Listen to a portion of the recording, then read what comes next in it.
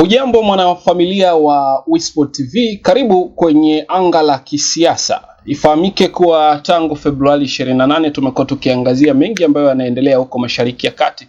Mzozo ambao kwa hivi sasa umedumu kwa takribani zaidi ya siku 30. Hii leo tukizungumza ni April 3 ya mwaka 2026. Kwenye line ya simu nipo na Abdul Karim. Kwanza nijue hali yako iko vipi kiongozi? Nashukuru hali yangu ni mzima afya. Na tunaendelea vizuri kabisa. Sasa mara baada ya siku ya jana kuiangazia hotuba ya Rais Donald Trump, yaliyojili katika siku ya jana, lakini kubwa hasa kutoka katika Gulf Cooperation Council, kwa maana ya baraza la ushirikiano la nchi za Ghuba, kupitia katibu wake Jassim Mohamed Al-Budaiwi ametoa wito kwa Umoja wa Mataifa kuidhinisha matumizi ya nguvu kurejesha usalama katika njia ya bahari ya Hormuz. Swala ambalo naona Ufaransa, Urusi, China zimepinga jambo hilo, zikihimiza zaidi kutumika kwa suluhu ya kisiasa. Jambo hili tunaweza tukalitazama vipi ikiwa jambo linalozungumzwa ni mazungumzo, lakini Ghuba inataka matumizi sasa ya nguvu na inauomba Umoja wa Mataifa kuidhinisha jambo hilo? Jambo hili lina sura tofauti. Kuna sura ambayo inapendekeza nguvu itumike. Huu ni mpango wa mwingine. Kuna wengine ambao wameitizamia hii vita inayoendelea, wakitizamia wao kwamba hawaoni haja ya kutumia nguvu kwenda kufungua pale kwenye Hormuz. Lakini pia tulipata taarifa kwamba falme za Kiarabu zilikanusha tamko la kwamba wamejiandaa kutumia nguvu ya kwenda kufungua pale Hormuz. Sasa hizi ni kauli ambazo zinatoka katika pande mbili, ila China wao kama China pia tulisikia kauli yao kwamba wamesema hawato support, na tunafahamu China ni anakura veto. Maana ule mswada ambao au pendekezo au declaration, tangazo ambalo limepelekwa na Bahrain Umoja Mataifa kujadili namna kuweza kufanya kunusuru pale Hormuz, China yeye kwa kuwa anakura veto, tunaona kwamba China bado hajaonyesha ushirikiano katika hili jambo. So linabeba katika taswira hiyo kwamba kuna pande mbili ambazo zimeona kwamba kila mmoja ameona kwamba tutumie nguvu kufungua, lakini kuna wengine ambao kidogo tunasema hawa ni wako upande wa Irani, ambao hawana shida na Irani. Kwa hiyo hao hawatopendekeza swala la kutumia nguvu kwenda kufungua kwenye mlango wa Hormuz, kwa sababu Irani ni mshirika wao. Kwa sababu tunapozungumza, Irani ni mwanachama wa BRICS. Hatutarajii katika dunia ambayo tulikuwa tumepata muunganiko wa nchi kadhaa, ambapo BRICS ilianza ikiwa na wanachama 5, yani Brazil, Russia, China, India na South Africa. Lakini baadaye waliongezeka nchi wanachama, leo hiyo imefika wanachama 10. Ambapo ni mwaka 2024 nadhani Januari, Irani alikuwa ni mmoja wa wajumbe wapya katika chama hiko. Na hiki ni chama ambacho kinaenda kupambana na mfumo wa dola, kuondoa muhimili wa dola kama ni tegemezi katika uchumi wa leo. Sasa leo hii kama yeye ameanzisha mapambano hayo, kaona kuna maslahi ya kiuchumi, pengine mimi hapa hawa magharibi wanapokuja, lazima na mimi nijilinde katika namna moja au nyingine katika engo wa kiuchumi. Na njia ya kwanza ni kuzuia mlango bahari huu. Kama watakuja kwa nguvu, na mimi nitatumia nguvu kuzuia hapa, kwa sababu ni kupitia maslahi haya yanaenda kuwajenga wao nguvu, baadaye wanakuja kunipiga. Kwa hiyo Irani alichukua uamuzi huo mapema kwamba atazuia Hormuz, na tunaona alizuia. Kwa hiyo hatutarajii kuona nchi wanachama wa BRICS, kama ingawa UAE pia ni mwanachama wa BRICS, ni mjumbe katika chama kile. Kwa hiyo sasa China, Urusi hatutarajii kwamba atatoa kauli ya kwenda kusema kwamba atatumia nguvu kufungua, sababu kwanza China, Marekani hahitaji, Urusi hahitaji Hormuz katika namna ile, kwa sababu Urusi anajitegemea na gesi ya kutosha na mafuta, ni mzalishaji wa 3 wa mafuta duniani baada ya Marekani na Saudi Arabia. Kwa hiyo kuna taswira kama hiyo. Kuna upande unataka utumie nguvu, lakini kuna upande hauoni haja ya kutumia nguvu kufungua Hormuz. Sasa jambo hili linaibua hisia zipi ikiwa wapo ambao wanataka yawepo mazungumzo ya kisiasa, lakini wapo ambao wanahitaji matumizi ya nguvu kufungua mlango bahari? Donald Trump amezungumza mara kadhaa kuhusiana na mazungumzo, na hotuba yake ya hivi karibuni amedai kuwa viongozi wa Irani wao ndo wanamtaka asitishe hii vita. Swala hili sasa linaibua hisia gani ikiwa Marekani naye ameendelea sasa kuishambulia Irani na amepiga kwenye moja ya daraja linalotajwa kuwa na urefu zaidi Mashariki ya Kati? Kwa kweli mazungumzo ambayo Trump amekuwa akiyarudia mara kwa mara ya kwamba yupo katika mazungumzo na Irani, hatutarajii mazungumzo kuweza kwenda kutekelezeka, kwa kuwa yani tunachokiona sasa, hii sio harubu. Hii ni harabu. Yani tuna harabu badala ya harubu. Tunaposema tunaona harabu, maana yake tunashuhudia uharibifu, yani maharibifu yanayoendelea sehemu mbalimbali Irani, kubomoa kwa mfano hilo daraja ambalo ni kubwa, refu kuliko yote pale Irani, na ilitarajiwa mwaka huu lifunguliwe.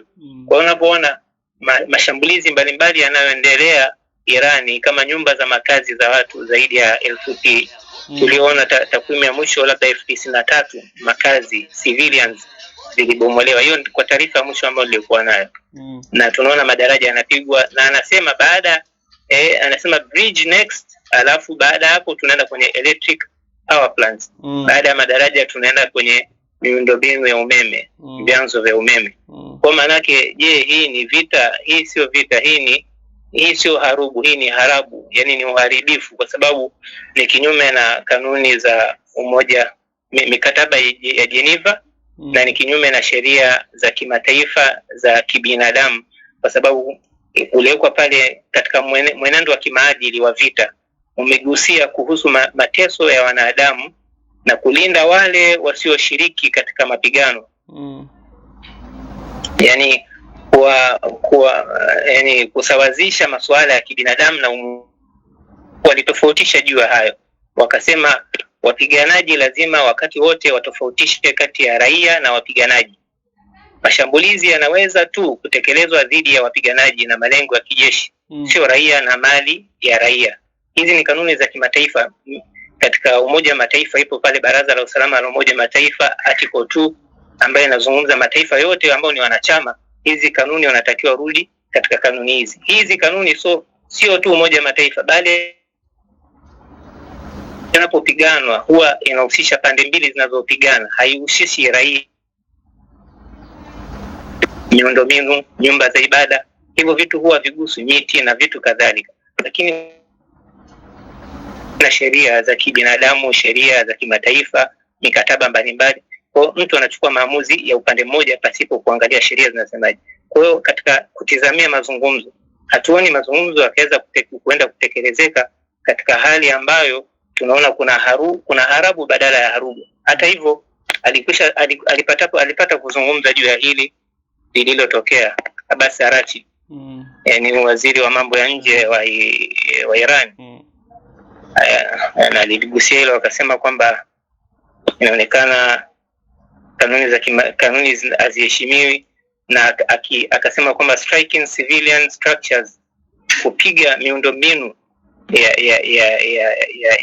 ya watu, piga miundombinu ya raia, haitakuwa ni sehemu kama madaraja, haitakuwa sababu ya kumfanya Irani kusarenda, Irani kupiga magoti. Maana yake tunaona bado msimamo wa Irani ni mgumu. Pamoja na hayo yote yanayoendelea, anasema hawako tayari kusarenda juu ya hilo. Sasa badala yake itakuwa ni nini? Hatima ya haya ni nini? Kwa mazungumzo katika namna hiyo tuone kwamba inaweza kuweza kutekelezeka. Bali kama muda utakuwa umebana, tunaona kwamba kulikuwa kuna mazungumzo yalikuwepo ya JCPOA, mpango kamili wa pamoja wa utekelezaji. Uliingiwa kipindi cha awamu ya Obama. Mwaka 2015 Irani walikubali kuweka mazungumzo pamoja na wa Magharibi ambapo tuliona kuna nchi wanachama kama China, Ufaransa, Urusi, Uingereza na Marekani pamoja na Ujerumani na Jumuiya ya Ulaya walikubali, wakakaa katika mazungumzo na Irani kwamba Irani akapewa masharti na akakubali kwamba atadhibiti urutubishaji wake wa nyuklia usizidi 3.67 ndani ya makubaliano kwa muda miaka 10 mpaka 15.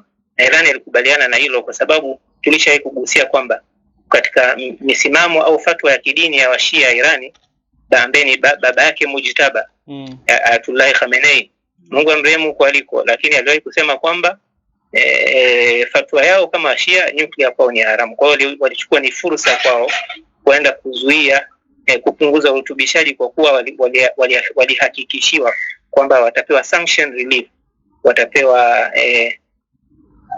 vikwazo vya uchumi vitaondolewa katika makubaliano hayo. Kwa hiyo tumeona haya yalifanikiwa kutekelezeka. Irani alikubali, wakaguzi wakala wa kimataifa wa nishati ya atomic walikuwa wakienda pale kuhakikisha je, Irani anafuata kweli masharti na mikataba ya tulioingia 2015, na alikuwa anaenda anajiridhisha. Lakini tumeona kwamba Trump awamu yake ya kwanza alikuja kuchukua maamuzi ya upande mmoja mwezi wa 5 mwaka 2018. Katika awamu yake ya kwanza baada tu kuingia, tunaona akajitoa maamuzi ya upande mmoja, akajitoa katika mazungumzo ya Iran ya nyuklia. Maana yake sasa tukapelekea hadi Iran ilipokuja kuona kwa hiyo kama Marekani amejitoa 2019, akaanza kurutubisha kidogo kidogo, akaanza kuongeza urutubishaji wa uranium. Hii ikatupelekea mpaka 2018 mpaka Oktoba tarehe 18 2025 mwaka jana, Irani naye pia rasmi akaacha kutambua ule mkataba ambao ulikuwa ameingia na Magharibi, kwa sababu miaka 10 tayari ilikuwa imekwisha. 2015 mpaka 2025 tayari miaka 10 ilikuwa imekwisha, na akaona kwamba mkataba tena hauna shida au hauna issue tena. Sasa tukaona Irani akarutubisha zaidi na zaidi ile uranium yake. Sasa katika namna hiyo tuoni mazungumzo yakwenda kufanikiwa katika namna hiyo. Sasa mimi nikurudishe kule kwenye lango bahari la Hormuz, limeonekana kuiteteresha dunia katika upande mzima wa nishati. Lakini licha ya athari ambazo zinajitokeza moja kwa moja kutokana na kupanda kwa bei ya mafuta kwa hivi sasa, kinachofanyika kwa mashambulizi ambayo yanaendelea kufanyika nchini Irani ni kama sasa na wao wanatengenezewa maumivu ya kiuchumi ambayo hivi sasa dunia inayapata. Ni sahihi, kwa sababu wanatumia njia ya kumtia mtu katika dhiki, kumtia mtu katika vikwazo vya uchumi, ili iwe ni sehemu ya kumfanya yule mtu kusarenda, tunasema kusalimu amri. Hiyo ni njia ambayo inatumika na huwa ikitumika mara kwa mara. Lakini pamoja na hivyo tumeona kwa kuwa hawa wa Irani ni watu ambao wana hulka tofauti na wana ujasiri tofauti na hayo tuliyowahi kuyaona huku awali. Irani wao wamekuwa ni wabishi zaidi, wagumu. Pamoja na haya yanayoendelea, unaona kwa mfano kama hiyo kauli ya waziri wa mambo ya nje anasema kwamba kupiga miundombinu ya raia haizi kuwa sababu ya kumfanya Irani kuweza kusarenda, yani kusalimu amri. Bali wanaamini juu ya mazungumzo, uache kupiga, tuje tukae tuzungumze. Sasa ni njia ambayo huwa inatumika, lakini huwa inaweza ikatumika sehemu nyingine ikafanikiwa, kumdhoofisha mtu, kumpiga vikwazo vya kiuchumi, kupiga miundombinu yake, ikawa ni sehemu ya kumdhoofisha na yule mtu akakubali. Kwa mfano kama Japan, unaona Japan ilipigwa atomic. Katika historia ilipigwa mabomu mawili, Hiroshima na Nagasaki. Kapigwa la kwanza, baada ya siku kadhaa kapigwa la pili, Japan ikanyanyua mikono, vita ikaisha. Kwa hiyo katika namna hii tunatarajia kwamba hali itaenda kuwa ngumu zaidi. Athari za kupanda bei ya mafuta, Irani wanapiga miundombinu yake. Hatujajua sasa hicho kisiwa ambacho Trump anasema kile kisiwa cha mafuta cha Kurg ambacho ndio moyo wa Iran, Kurg Island ndio moyo wa Iran, ndio anazalisha mafuta kuliko sehemu yote pale. Anasema tulikuwa tuna uwezo wa kupiga pale, lakini tumemwachia kwa sababu za msingi. Sasa akienda kupiga pale, Irani atashindwa kuzalisha mafuta. Akipiga miundombinu ya nishati ya umeme, Irani wanasema tunairudisha katika zama za ujima, zama za mawe. Anavunja madaraja. Sasa hali hii sio vita, hii ni sio harubu, hii ni harabu. haya ni maharibifu ambayo yanaenda kinyume na sheria za kimataifa, yanaenda kinyume na sheria za dini na hali kadhalika. Kwa hiyo hapo maanake tutatarajia zaidi na zaidi athari ya kupanda bei za mafuta, sababu bado tunaona mazungumzo hayatarajiwi kwenda kutekelezeka.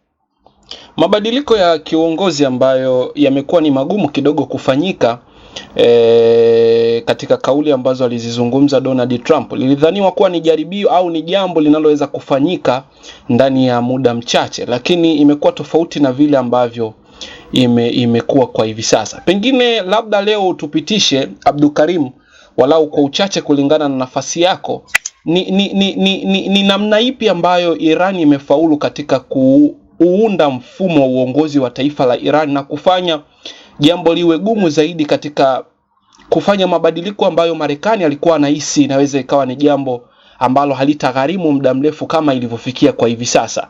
Nini kinachoipa au kinachoupa mfumo wa Irani uimara wa kuwa hivi tunavyoiona hivi sasa? Iran anakabiliwa na changamoto nyingi katika mfumo wa utawala, pamoja na kwamba amekuwa imara, amejitahidi. Sababu Irani hapo alipofika katika namna majasusi aliokuwa wamepandikiziwa na namna alivyokuwa akivuruga mfumo wake, lakini pia bado amejitahidi kwamba sera au agenda na hii operation ambayo ilikuja kwa maana ya kupindua utawala, kubadilisha utawala wa Iran, ile ni agenda, ni operation ya Israel. Wao ndio wameibeba ile agenda, wakisema kwamba operation hiyo wameita kwamba Operation Rising Lion. Mwaka jana aliita mwezi wa 6, lakini mwaka huu wakaita Operation Roaring Lion. Simba operation, kwamba simba anayenyanyuka, mwaka huu wakaita simba anayenguruma. Sasa huu ngurumo wanaokuja nao, maana yake tunahitaji huu ngurumo wa Israeli wanaokusudia ni upi? Kwa sababu agenda hii ya kubadilisha utawala haijawa ya Marekani, na juzi katika hotuba yake alithibitisha na hotuba zake za nyuma kwamba hawakuwa na agenda ya kubadilisha mfumo wa kiuongozi wa Irani, bali agenda yao ilikuwa ni kudhoofisha Irani kijeshi, kupiga miundombinu na kumfanya Irani kushindwa kumiliki nyuklia, asiweze kuwa tishio tena kwa Marekani. Kwa sababu tunaona kauli kutoka upande wa Irani, kwa baadhi ya watu wanasema death to America, death to Israel, kifo, mauti kwa Marekani, mauti kwa Israel. Kwa hiyo anatumia nguvu, akachukulia kwamba hiyo ni fursa, akasema ni sababu ya kwenda kuidhoofisha Irani. Kwa hiyo agenda ya kubadilisha uongozi ambayo ni agenda ya Israel au operation waliokuja nayo, pengine hapo ndio tunaweza tukaangalia kwa kiwango gani Israel wamefanikiwa agenda yao, na kwa kiwango gani Irani pia wamefanikiwa kwa upande wao, ambao tunaona mpaka sasa mfumo wao utawala wa kiuongozi bado kama vile uko imara, pamoja na kwamba tunashuhudia wanakufa watu mbalimbali.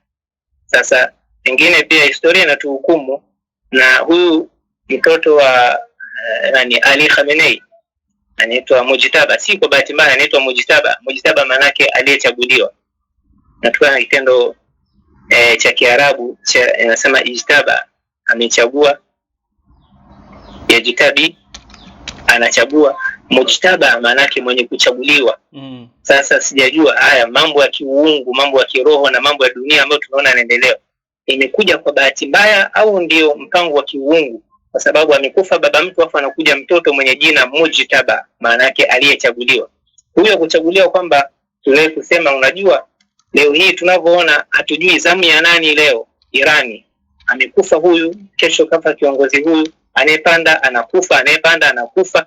Maana yake huwa inarudisha watu nyuma katika namna moja. Binadamu wa kawaida huwa wakafika akagusa, wakasema pengine wakaambiwa tukuweke wewe ukajifikiria mara mbili, lakini hakukuwa na budi, huyu alikwisha chaguliwa, yani lazima akakae kwenye ile nafasi na hauwezi kukata. Sasa tunavyoliangazia hili, Irani bado wamekaa, bado wako thabiti katika mfumo wao wa uongozi, lakini Israeli pia bado na yeye tunaona anazidi kuendeleza mashambulizi ya kupangua safu ya uongozi. Anasema ataendelea mpaka hakikishe wamebadilisha mfumo wa utawala. Kwa hiyo haya sasa yanatukutanisha hii vita, Marekani itabidi ajitoe. Ndio maana amesema ndani wiki 2 wiki 3 anaenda kufanyaje, anaenda kuondoka, akiamini kwamba amekamilisha agenda yake ya kuharibu miundombinu ya Iran. Sasa tutabaki na nani? Tutabaki na Israeli mwenye agenda ya kubadilisha mfumo wa uongozi wa Iran, na tutabaki na Irani mwenyewe ambaye anapambania mfumo wake wa kiuongozi kuendelea kubaki imara. Sasa hii vita tunataka kuzungumza katika taswira nyingine tofauti na hivi tunavyozungumza sasa. Abdul Karim, Irani nayo haijabaki nyuma kutokana na shambulizi ambalo limefanywa ama shambulio lilofanywa na Marekani kwa kushirikiana na Israel kuharibu miundombinu ikiwemo moja ya daraja ambalo tumekusha kulizungumza. Sasa taarifa yake ya kujibu mashambulizi kama ambavyo wamefanywa kwa maana ya kulipa kisasi cha uharibifu ambao umefanyika ndani ya taifa lao, kinaashiria nini sasa? Kama tumezungumza kwa muda mrefu kwa namna ambavyo mwafaka wa jambo hili umekuwa ukitafutwa, unadhani sasa kwa namna hiyo suluhu ya mzozo huu inaweza kufikiwa katika hali ya kimazungumzo ambayo China, Ufaransa pamoja na Urusi wanaona ni njia sahihi na bora zaidi kufanyika kuliko matumizi ya nguvu? Njia pekee ya kuweza kufika katika suluhu, watu wakafika katika mazungumzo ambayo Iran imekuwa ikikariri mara kwa mara kupitia viongozi wake, wanasema ni endapo mashambulizi yatasitishwa, wataacha kuipiga Iran na kuihakikishia usalama wa moja kwa moja. Kwamba tukiona hali hiyo imetokea, basi hapo walau inaweza kaleta ile hali ya watu tunasema jiografia au atmosphere, yani katika mandhari ambayo watu wanaweza kukaa wakazungumza. Lakini katika hali ya taharuki ambayo tunaona harabu ikiendelea kila kukicha, hii inampelekea Irani bado kutokuamini juu ya mazungumzo ambayo yanaweza kufanyika katika njia yoyote ya kidiplomasia. Yani njia za kidiplomasia zinataka pia uvumilivu. Watu kuvumiliana, kila mmoja ana lake ambalo bado hajalipata, halijatekelezwa. Sasa huwa katika namna hii tunaona bado hakuna mazungumzo yanaweza kuweza kufanikiwa. Hata kama tutatumia njia za kidiplomasia, China wakashauri Irani, nani Urusi akashauri, watu kadhaa akashauri, lakini Irani amechukua msimamo kama katika hali hii haoni namna ya kuweza kwenda kuzungumza. Na yeye bado alishatoa indhari, alishatoa tahadhari ya kwamba endapo atashambuliwa miundombinu yake kama ya umeme na hali kadhalika atajibu mapigo kwa kupiga baadhi ya mitambo ya Mashariki ya Kati. Sasa ni nani atakayekubali haya? Manake Israeli je atakubali mazungumzo? Manake Israeli tunamweka nyuma. Israeli je anakubali watu wakae chini?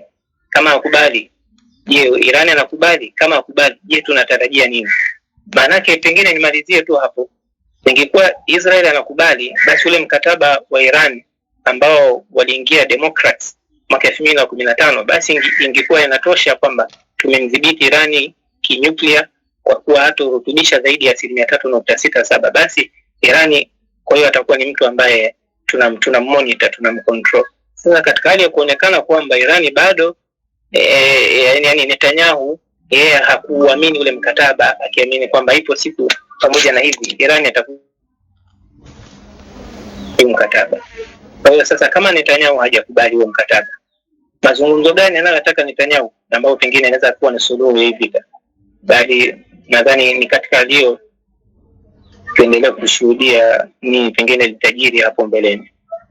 Bana, ni Abdul Karim ambaye tumepata muda ama wasawa kuzungumza naye kuangazia yale ambayo yanaendelea huko Mashariki ya Kati, kubwa sasa tukiangazia Baraza la Ushirikiano la Ghuba ambazo linajumuisha takriban nchi 4 mpaka 6 kama nitakuwa sijakosea, ambapo wao wanahitaji Umoja wa Mataifa kushinikiza matumizi ya nguvu ili kufungua lango bahari la Hormuz, huku tukiangazia zaidi athari za kupanda kwa bei ya mafuta kwa hivi sasa, sio tu kwa Afrika bali inaonekana kuwa ni tatizo kwa dunia nzima. Hatujui muafaka hasa wa kitendawili hiki ambacho toka kimetegwa pale tarehe 28 mwezi wa pili hakijaweza kupata jawabu ama kuteguliwa mpaka hivi sasa tunavyozungumza. Tutaendelea kukupa updates ya taarifa mbalimbali zitakazoendelea kujiri kutoka huko Mashariki ya Kati. Hatutosita kukujuza. Abdul Karim, nikushukuru sana kwa saa ambao umetenga kuzungumza na wasikilizaji pamoja na watazamaji wa Wishport TV. Asante sana.